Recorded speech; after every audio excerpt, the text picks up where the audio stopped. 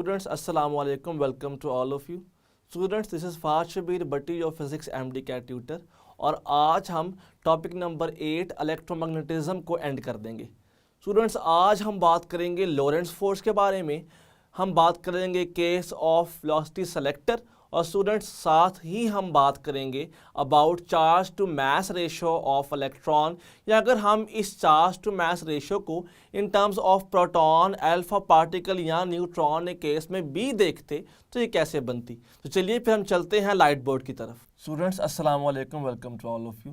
Students, आज हम start करेंगे इलेक्ट्रोमैग्नेटिज्म का लास्ट टॉपिक. आज हम बात करेंगे लॉरेंट्ज फोर्स के ऊपर. आज हम बात करेंगे E/m charge to mass ratio of electron पर, और साथ ही हम डिस्कस करेंगे कि what is the case of velocity selector. तो चलिए फिर स्टार्ट करते हैं. स्टूडेंट्स, अगर बात की जाए लॉरेंट्ज फोर्स की तो नोट कीजिएगा कि ऐसा केस जहाँ पर हमने देखे ना, पहले ये बात पढ़ी कि एक चार्ज पर अगर इलेक्ट्रिक फोर्स एक्ट करती तो उसका बिहेवियर क्या होता. फिर हमने ये देखा कि अगर उसी चार्ज पे मैग्नेटिक फोर्स एक्ट करे तो उसका बिहेवियर फिर क्या होगा. हमने देखा कि जो इलेक्ट्रिक फोर्स थी वो एक चार्ज के एनर्जी को कम या ज़्यादा करती थी. जो मैग्नेटिक फोर्स थी वो चार्ज की डायरेक्शन को चेंज करती थी, मोशन की, लेकिन चार्ज पर वर्क नहीं करती थी. इसका मतलब है कि वो चार्ज को किसी भी किस्म की एनर्जी प्रोवाइड नहीं करती थी. स्टूडेंट्स, आज हमने देखना है कि अगर हम चार्ज को किसी ऐसे सिस्टम में प्लेस कर दें जहां पर दोनों फोर्सेस एक्ट करें, इलेक्ट्रिक भी और मैग्नेटिक फोर्स भी, तो फिर चार्ज का बिहेवियर क्या होगा. तो चलिए स्टार्ट करते हैं. हमने कहा अगर ऐसा केस हो जाए कि if charge enters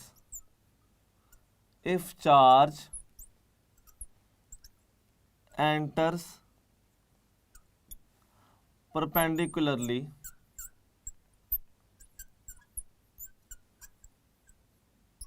if charge enters perpendicularly और इस तरह से चार्ज मूव करे, charge enters perpendicularly in such a region, एक ऐसे रीजन के अंदर जहाँ पे इलेक्ट्रिक फोर्स या फिर इलेक्ट्रिक फील्ड, मैं यूं भी कह सकता हूं, इलेक्ट्रिक फील्ड और मैग्नेटिक फील्ड दोनों मौजूद हों. चार्ज एक ऐसे रीजन में परपेंडिकुलर एंटर हो जिसमें इलेक्ट्रिक और मैग्नेटिक फील्ड दोनों मौजूद हैं, जबकि these two fields are also perpendicular. Charge enters mutually perpendicular to both these perpendicular fields. मतलब फर्ज कर लीजिए कि हमारे पास एक ऐसा रीजन है जहाँ पे into the page magnetic field मौजूद है. मैं ये फर्ज कर लेता हूँ कि into the page magnetic field मौजूद है. This is magnetic field. Students, इसी के साथ हमारे पास मौजूद है यहाँ पे electric field. This is electric field which is along X axis. B was along negative z axis. So both are perpendicular to each other. अगर इसी के साथ हम देखें तो जो चार्ज की मोशन है students, that is along y axis. अब जरा नोट कीजिएगा कि इस केस में जो चार्ज की मोशन है वो म्यूचुअली परपेंडिकुलर है इलेक्ट्रिक और मैग्नेटिक फील्ड दोनों के. तो इस केस में दोनों फोर्सेस ने एक्ट करना है.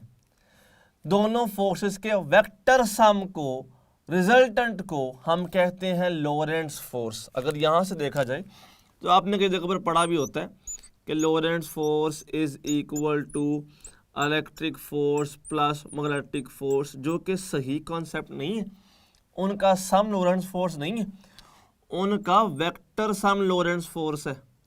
कि बच्चे सवाल पूछते हैं कि सर इनमें क्या फ़र्क है. वेक्टर सम एक चीज़ नहीं है, बिल्कुल भी एक चीज़ नहीं है. सिर्फ सम का मतलब है कि आपने उनको अरिथमेटिकली ऐड कर लिया. वेक्टर सम का मतलब है कि आपने रिजल्टेंट लिया है by head to tail rule और फिर जो फोर्स मिली है दैट इज लोरेंट्स फोर्स। तो Lorentz force is actually not sum, it is vector sum of electric force and magnetic force. हम इसको लोरेंट्स फोर्स कह देते हैं। अगर स्टूडेंट सही से देखा जाए ना, तो अगर हम एक चार्ज को एंटर कर दें किसी भी ऐसे रीजन में जहाँ पे इलेक्ट्रिक फोर्स भी मौजूद है, मैग्नेटिक फील्ड की वजह से मैग्नेटिक फोर्स भी मौजूद है, और ऐसा हो जाए कि इलेक्ट्रिक फोर्स इक्वल आ जाए किसके, इलेक्ट्रिक फोर्स इक्वल आ जाए मैग्नेटिक फोर्स के, तो हमें ये बात पता है ना कि इलेक्ट्रिक फोर्स को हम कहते हैं क्यू ई, मैग्नेटिक फोर्स को हम कहते हैं क्यू वी बी। यहाँ पे स्टूडेंट्स क्या क्यू इस क्यू के साथ कट नहीं जाएगा, ये तो कैंसिल हो जाएगा। हमारे पास ये बाकी बच जाता है E is equal to V B. अगर यहाँ से मैं निकालना चाहूँ वेलोसिटी, तो वो आ जाती है ratio of electric field intensity to magnetic field intensity. Students, ये एक ऐसा केस है जिसको हम इस्तेमाल करते हैं इन वेलोसिटी सेलेक्टर।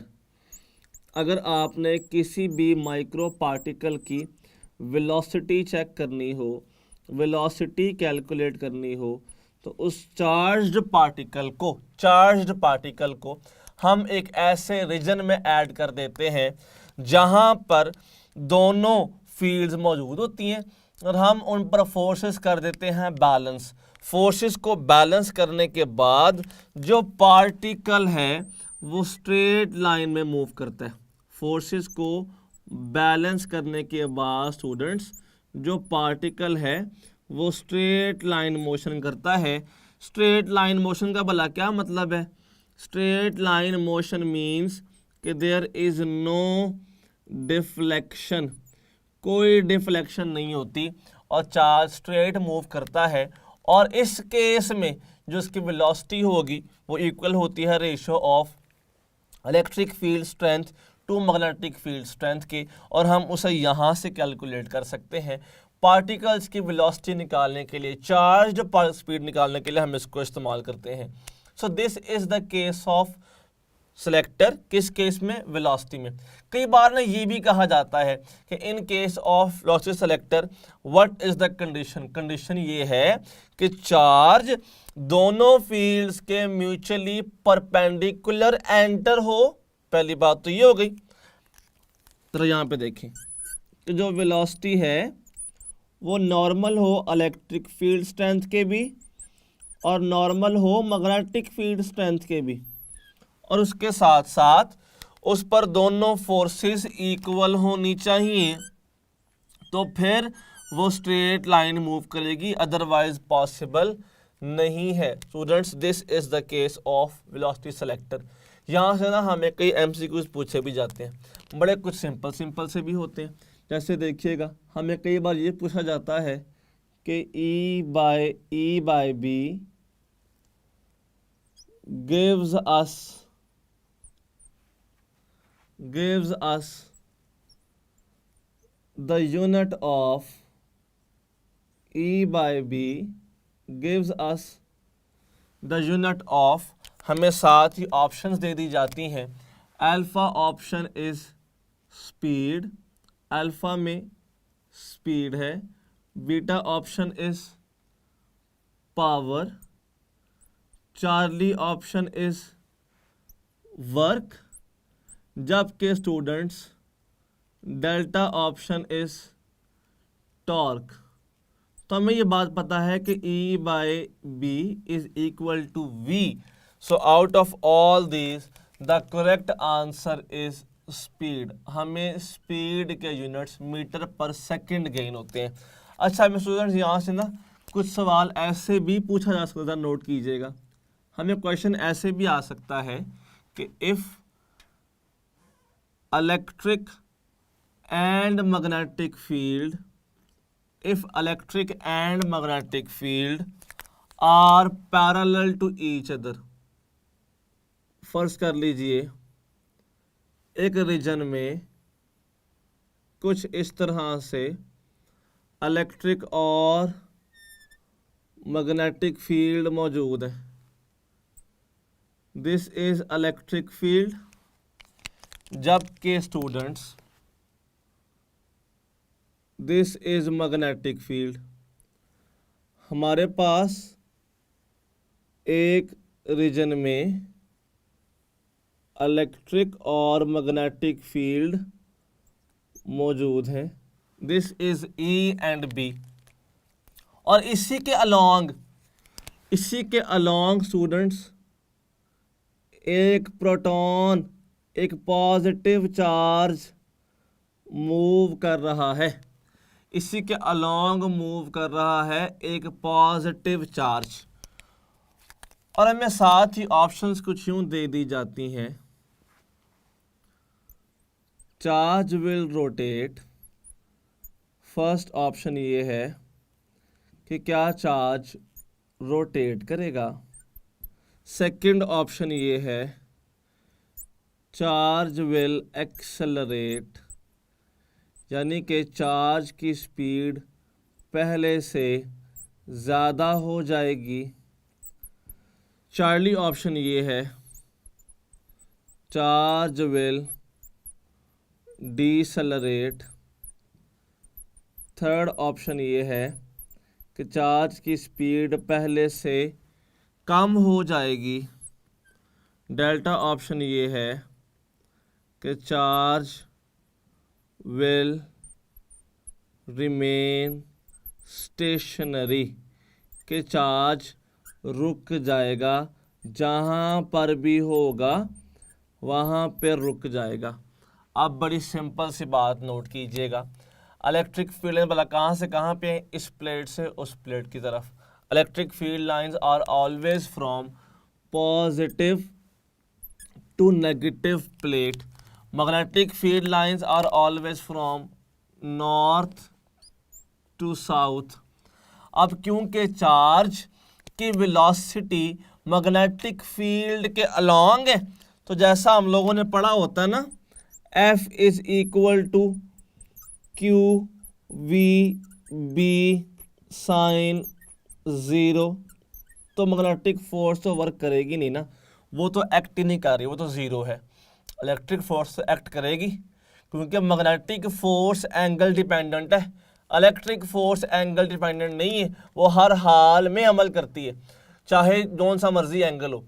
अब इलेक्ट्रिक फोर्स एक्ट कर रही है, ये पॉजिटिव प्लेट इस चार्ज को रिपल करेगी, या negative plate will attract the positive charge, तो इसकी स्पीड तो ज़्यादा नहीं हो जाएगी, क्योंकि ये नेगेटिव की तरफ अट्रैक्शन की वजह से जा रहा है, इसकी स्पीड बढ़ जाएगी। So the correct option will be charge will accelerate. हमारे पास इन सारों में से students beta is the correct option. अच्छा, यही क्वेश्चन ना हमें कुछ ऐसे भी पूछा जा सकता था कि यहीं पे इस चार्ज की जगह पे एक नेगेटिव चार्ज दे दिया जाता और ये कहा जाता कि now electron is moving along the field lines, और ऑप्शन यही पूछी जाती, तो बताइए फिर हमारे पास केस क्या होता। अब इलेक्ट्रॉन को ये नेगेटिव खींचेगा, अट्रैक्शन तो उसको पीछे से फेस करनी पड़ रही है, जबकि ये नेगेटिव तो इसको रिपेल कर रहा है, नेगेटिव रिपेल्स नेगेटिव, तो फिर हम इस केस में कह देते हैं कि इसकी स्पीड रिपल्शन की वजह से कम होती जाएगी, और जो करेक्ट ऑप्शन है अब वो बनेगा चार्ली। तो ये चीज़ आप याद रखेंगे कि this option is correct for positive charge, जबकि this option is correct for negative charge. Students, हमें इस तरह से भी जनरल एमसीक्यूज पूछे जा सकते हैं। अब हम बात करेंगे चार्ज टू मास रेशो की, या फिर E/m ऑफ इलेक्ट्रॉन की। तो ज़रा नोट कीजिएगा, जब हमने E/m की स्टूडेंट्स बात करनी है तो हम उसके बारे में मुकम्मल देखेंगे कि चार्ज टू मास रेशो हम कैसे कैलकुलेट करते हैं और वो क्या बताती है हमें पार्टिकल्स के बारे में। What is charge to mass ratio, ज़रा नोट कीजिएगा। आपने ये बात पहले भी पढ़ी देखी भी कि जैसे ही हमने एक मैग्नेटिक फील्ड के अंदर हमने जैसे ही एक मैग्नेटिक फील्ड के अंदर चार्ज्ड पार्टिकल को इंसर्ट किया, हमने यहाँ से किया चार्ज्ड पार्टिकल को इंसर्ट, तो वो उस चार्ज पार्टिकल पर लगी इलेक्ट्रिक के बजाय मैग्नेटिक फोर्स। रूल देखिएगा, वेलोसिटी इस तरफ, field into the page, curl किया, थंब कहाँ पे आ रहा है, इस साइड पे स्टूडेंट्स। ये चार्ज्ड पार्टिकल्स यूं रोटेट करना शुरू कर देंगे। अब हमने देखा कि मैग्नेटिक फोर्स ने प्रोवाइड की है सेंट्रीपिटल फोर्स, तो हम ये बात कह सकते हैं ना कि अगर यहाँ से देखें तो जो मैग्नेटिक फोर्स है that is actually providing centripetal force, क्योंकि एंगल 90 था तो आ गया QVB is equal to mv² by r। Students यहाँ पे ये एक v इस v के साथ कट गया, क्योंकि इलेक्ट्रॉन की हम बात कर रहे हैं अगर जनरली, तो मैं इस Q की जगह पर सिर्फ E, उसकी वैल्यू E भी लिख सकता हूँ। तो यहाँ पर आ जाएगा EB is equal to mvr, और जहाँ पर m इस तरफ आ गया so E by m is equal to v by br। Students this is one of the formula of charge to mass ratio. क्या हम ये बात नहीं जानते कि जो v होता है वो r ओमेगा होता है, और omega is equal to v by r आता है स्टूडेंट्स। तो फिर यहाँ फौरी आ जाएगा v बाय r की जगह omega, so E by m is also equal to omega by b। हम ये भी तो जानते हैं कि ओमेगा 2 पाई f होता है, so E by m is equal to 2 pi f by b। हमें पता है कि f is equal to 1 by t होता है, frequency reciprocal of time period, तो ये आ गया 2 पाई बाय TB। अगर हम फर्दर देखें तो अगर हम यहाँ पे स्पीड की जगह पर उसकी पोटेंशियल की वैल्यू पुट करते, इसको आपने प्रॉपर डिराइव किया होता है अपने इंटर के अंदर, तो E बाय m आ जाता 2, दिस V इज पोटेंशियल, और नीचे आ गया b² r²। Students these are the formulas of charge to mass ratio of a charged particle। ये कुछ भी हो सकता है, it can be electron, it can be proton, it can be alpha particle. हमने यहाँ पे इलेक्ट्रॉन की बात की, तभी हमने यहाँ पर Q की जगह E पुट किया। अगर प्रोटॉन होता हम तब भी E पुट करते, अगर अल्फा पार्टिकल होता फिर हम Q की जगह 2E, क्योंकि अल्फा के पास प्रोटॉन से डबल चार्ज होता है, तो यहाँ पे 2E पुट करते। अब हमारे पास ये आ गई E बाय m के फार्मूलाज। हमें MCQ इस तर्ज में पूछा जा सकता है, दिस इज पॉसिबल। हमें MCQ ऐसे भी पूछा जा सकता है कि if a charged particle is inserted in the magnetic field and it starts moving in a circle, then time period of the rotation of that charged particle will be। का time period का formula क्या होगा, हमें alpha में बताया गया 2 pi m by QB, beta में कह दिया गया QB bye 2 pi m, Charlie में कह दिया गया 2 pi by QB m, delta में आ गया स्टूडेंट्स यहाँ पे 2 पाई b बाय QM। अगर हमने ये वाली फॉर्म्स पहले ना पढ़ी होती फिर निकालना बड़ा मुश्किल हो जाता। अब तो हम इन्हें प्रॉपर पढ़ चुके हैं, तो हमारे लिए अब निकालना बड़ा आसान है। हमें ये बात पता है कि अगर मैं इसको थोड़ा सा मैनिपुलेट करूं तो ये बन सकता है 2 पाई m ऊपर आ जाएगा और TB यहाँ पे ले जाऊंगा, सो TB E को मैं Q कह रहा हूँ, Q 2 पाई m, यहाँ से टाइम पीरियड आ जाएगा 2 pi m by QB. So students, out of all these, 2 pi m by QB, this is the correct answer. अच्छा, मैं फर्दर क्वेश्चन कुछ ऐसे भी पूछा जा सकता है कि फर्ज कर लीजिए हमें कुछ चार्जेस यूं दे दिए गए कि दिस इज अ चार्ज जो बिल्कुल स्ट्रेट चला गया, एक चार्ज यूं था, हमारे पास एक चार्ज कुछ इस तरह से आ गया और एक चार्ज कुछ यहाँ पे आ गया और इनको नाम दे दिया गया, this charge is A, this particle is B, C and D. और हमें यहाँ पर पूछा ये जा रहा है कि बताइए which of the following is alpha particle. हमसे ये पूछा गया है which of the following is alpha particle और हमें साथ ही फौरी ऑप्शंस दे दी गई। नोट कीजिएगा, हमें अल्फा ऑप्शन दे दी गई ए, बीटा ऑप्शन दे दी गई बी, चार्ली ऑप्शन दे दी गई सी और डेल्टा ऑप्शन दे दिया गया डी। बताएं इनमें से अल्फा पार्टिकल कौन सा है। अभी हमें इन्होंने ज़रा नोट कीजिएगा कोई प्रॉपर बताया नहीं कि मैग्नेटिक फील्ड किस तरफ है। हमारा ज़हन ये काम करना चाहिए कि जो बी है ना वो डिफ्लेक्ट नहीं हुआ। अगर वो डिफ्लेक्ट नहीं हो रहा इट मीन्स कि that particle has no charge, तो फिर वो कौन सा होगा, फिर वो न्यूट्रॉन होगा। So this is neutron, B तो न्यूट्रॉन हो गया। अब हम किन पार्टिकल्स को जानते हैं, हम जानते हैं इलेक्ट्रॉन को, प्रोटॉन को, उसके बाद अल्फा पार्टिकल को, न्यूट्रॉन को। मेरे पास दो पॉजिटिव पार्टिकल्स हैं, प्रोटॉन और अल्फा। पॉजिटिव पार्टिकल्स ने एक तरफ बेंड होना होता है, यानी इन सी और डी में से एक प्रोटॉन है और एक अल्फा है, तो फिर ये ए कौन हुआ, फिर ये ए हो जाएगा electron, this A is electron.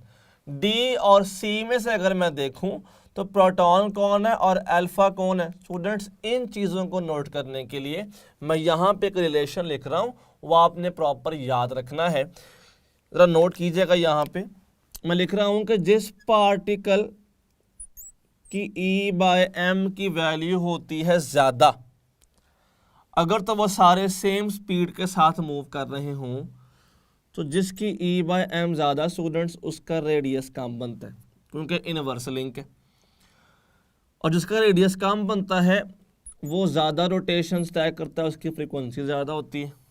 जिसकी फ्रीक्वेंसी ज़्यादा स्टूडेंट्स उसका अल्टीमेटली टाइम पीरियड कम होगा, वो कम वक्त में तय कर लेगा। अब नोट कीजिएगा, जिसकी ई बाय एम की वैल्यू ज़्यादा उसका रेडियस कम, इसका रेडियस कम वो जल्दी बेंड हो जाता है, जिसका रेडियस कम होगा उसकी अल्टीमेटली डिफ्लेक्शन भी ज़्यादा होगी। अगर मैं आपसे ये पूछूं कि एक गली के कोने से एक ट्रक और एक साइकिल ने बेंड होना है, तो जल्दी बेंड कौन हो सकता है, ऑब्वियसली साइकिल। अब साइकिल की डिफ्लेक्शन ज़्यादा है, उसकी बेंडिंग ज़्यादा है, तो जिसकी स्टूडेंट्स ई बाय एम की वैल्यू ज़्यादा होती है उसकी डिफ्लेक्शन ज़्यादा होती है। और आपने ये बात याद रखनी है हमेशा कि जो ई बाय एम की वैल्यू है ये मैक्सिमम होती है, सबसे ज़्यादा होती है इलेक्ट्रॉन की, उसके बाद बाकी सारा ऑर्डर आता है। हम अभी पूरा ऑर्डर भी यहाँ पे लिख लेते हैं, ज़रा नोट कीजिएगा। जो E by M students, E by M सबसे ज़्यादा इलेक्ट्रॉन का होता है, फिर उससे कम होता है ई बाय एम प्रोटॉन का, फिर उससे कम होता है E by M alpha particle का, अल्फा का उससे कम होता है, फिर उससे कम होता है ई बाय एम न्यूट्रॉन का, और जो E by M of neutron है स्टूडेंट्स वो ज़ीरो होता है, क्योंकि न्यूट्रॉन पे चार्ज नहीं होता, तो zero by something is equal to zero. तो आपने इस लिहाज से याद रखना होगा हमेशा, क्योंकि इलेक्ट्रॉन की सबसे ज़्यादा ई बाय एम है, तो सबसे कम रेडियस भी इलेक्ट्रॉन का बनता है, सबसे कम टाइम पीरियड भी इलेक्ट्रॉन का बनता है, सबसे ज़्यादा डिफ्लेक्ट भी इलेक्ट्रॉन होता है। अब उसने कहा सी और डी में से अल्फा पार्टिकल कौन सा था, दोनों पॉजिटिव हैं मान लिया ना, क्योंकि दोनों पॉजिटिव ने बैंड एक तरफ होना था। इनमें से अल्फा कौन सा है, अल्फा की E/m की वैल्यू कम है। अब क्योंकि अल्फा का E/m कम है तो रेडियस ज़्यादा होगा। इन दोनों में से ज़्यादा रेडियस किसका है, सी का, डिफ्लेक्शन कम है, तो C is basically alpha particle, D is basically proton. तो अगर मैं आंसर की बात करूं तो answer of this question is Charlie, कि इनमें से अल्फा सी है। लेकिन आप देखें कि आप सिर्फ महदूद अल्फा तक नहीं रहे, आपने अल्फा के साथ साथ बाकी तमाम पार्टिकल्स को भी जज कर लिया स्टूडेंट्स। तो ये था हमारा टॉपिक E/m का। यहाँ पे आपका यूनिट इलेक्ट्रोमैग्नेटिज्म एंड होता है। जैसे हमने स्टूडेंट्स आज देखा कि लॉरेंट्ज फोर्स और सेलेक्टर के अंदर से किस किस तरह के MCQs आ सकते हैं, और हमने नोट किया कि चार्ज टू मास रेशो जिसको हम अपनी इंटरमीडिएट के दौरान सिर्फ डेरिवेशन की फॉर्म में पढ़ते थे, वहाँ से किस किस तरह के फार्मूलाज डिराइव हो सकते हैं। उम्मीद है कि आपको सारा समझ आ गया होगा। अगर फिर भी कोई शिकायत रहे तो काइंडली कमेंट कीजिएगा ताकि हम आपको प्रॉपर गाइड कर सकें। अपना ख्याल रखिएगा। शुक्रिया।